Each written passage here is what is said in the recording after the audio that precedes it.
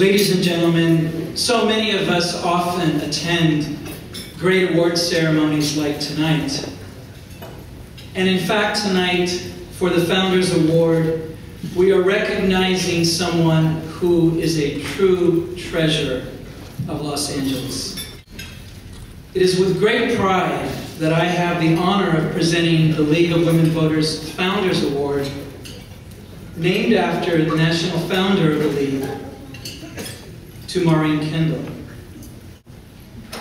Maureen Kendall is being honored with this prestigious award for her endless efforts, for her lifelong dedication to the service of others in the community, in business, in government, across the state, across the nation, and in fact, across the globe. I'd like to briefly comment on her amazing achievements in 3 areas: as a business leader, a civic leader, and a leader, in fact, in the university. Maureen Kendall, as a business leader, is the founder and has served as president of Rose & Kendall, one of the premier public advocacy affairs firms in California. Throughout her distinguished career, Ms. Kendall has spent more than 30 years in prominent leadership roles in Los Angeles, the state of California, and beyond.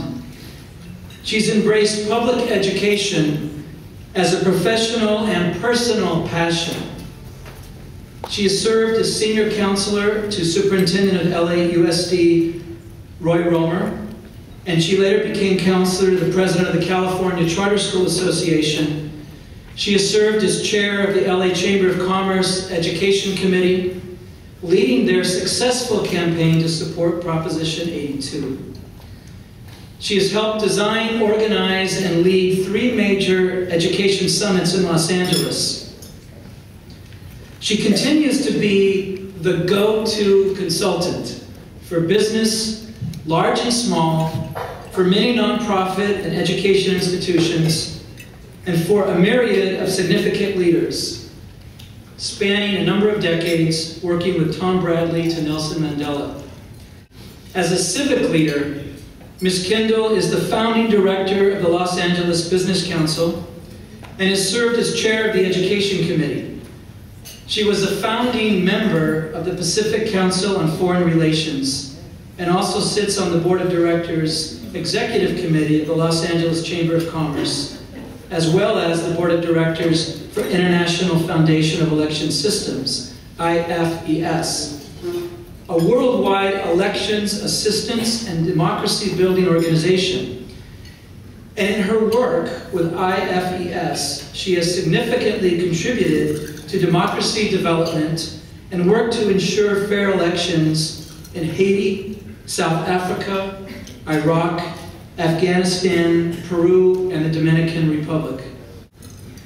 I'd like to comment on Maureen Kendall's role with the university. Maureen is a university regent at Loyola Marymount, and she also chairs the LMU School of Education Board of Visitors. But I'd just like to pause with a personal note. Someone who is so accomplished, who has done so many things in her outstanding, amazing career, would definitely not need, at this point in her life, to go back to school. And yet Maureen embodies the LMU and Jesuit axiom of being a lifelong learner, who returned to LMU first to work on her master's in education, in fact, graduating first in a class of 550 candidates for the master's education and receiving the Outstanding Graduate of the Year Award.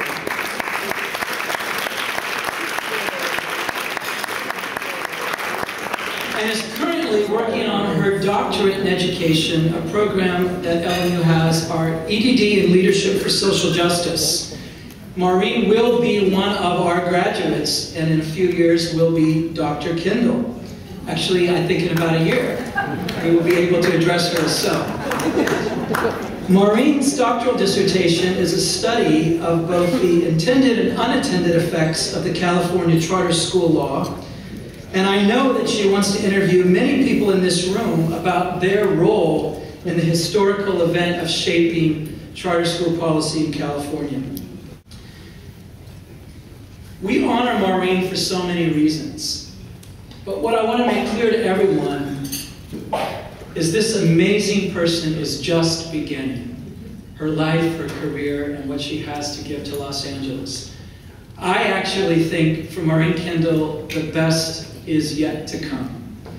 We are so proud. I am so honored to present to her the Founders Award. Please recognize Maureen Kendall. Wow. That was great, Shane. Thank you. And thank you to the League of Women Voters.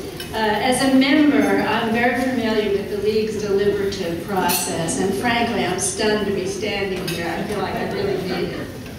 And thank you all who came and bought tickets to support the work of the League. And thank you to all who support me in my daily life. My sons, Jerry and Tom Flintoff, and their wives, Jeanette and Ingrid.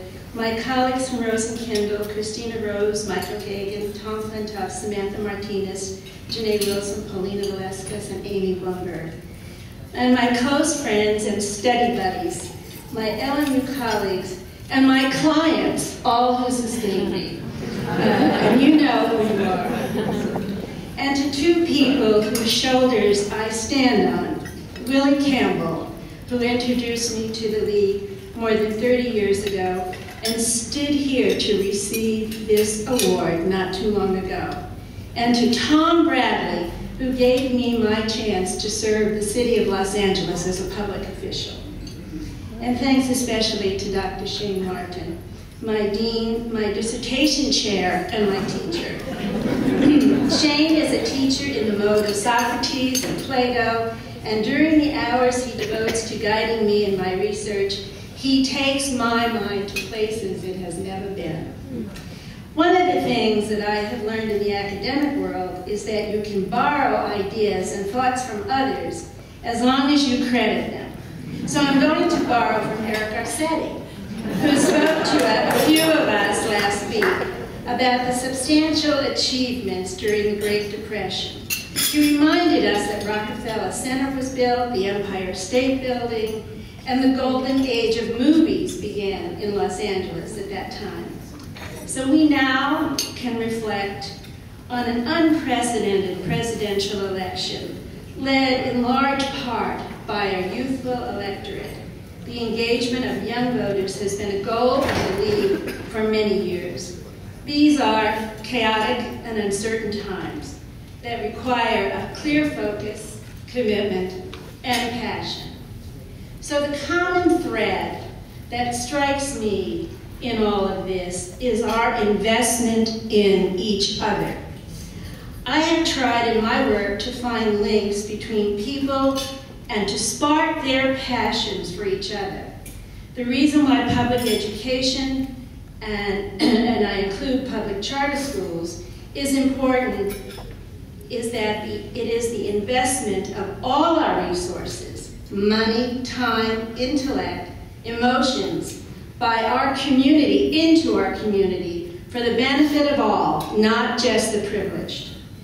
So I think that my work thus far, from sewer plants to airports and highways, and voting equity and minority and female empowerment was a preparation for the work of now, to bring all of those experiences and relationships and learning to bear on the issues of today and tomorrow, with great respect for the formal education, such as our great universities and our public school system, and informal education of the Education Fund of the League of Women Voters. This is our most important function as a human community. So with great respect and gratitude, I accept this award, thinking of all who have pushed me in the past and who will pull me in the future. Thank you.